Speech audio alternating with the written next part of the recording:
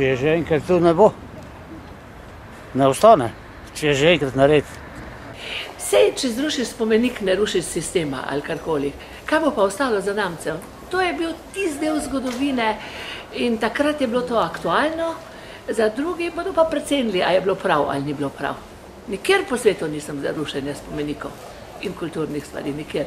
Sem za preimenovanje Titovega trga, pa sem. To se mi pa zdi, da je že malce zastarelo. Spomenik pa nikakor ne. Mene nič na poti. Jaz sem njegovo vojsko služil, pa penzijo sem služil tam, pa je bilo Buško zdaj. Kaj bi ga bilo treba omakniti? Ker tak ne ostane, kot je. To je del zgodovine. Mislim, mene moti, takšen kot je, naj bo. Ni treba kaj večjega, niti kaj manjšega. Jaz na enakih mislim. Mi smo tujci. Nije potrebno to makniti. Ne smeta uopće. Za nikoga ne smeta, to je lepše što stoji tu. Kar Tito tam bomo kar imeli. Se vam zdi dobro, da je v Velenju? Ja.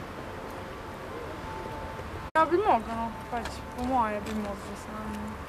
Mislim, ne bi ga smeli podreti, ker to je le neka značilnost Velenja. Mogoče bi ga bilo dober dol iz tega podstavka dati. Mogoče je to. Se strinjam. Kaj boš pa ti rekla? Enako.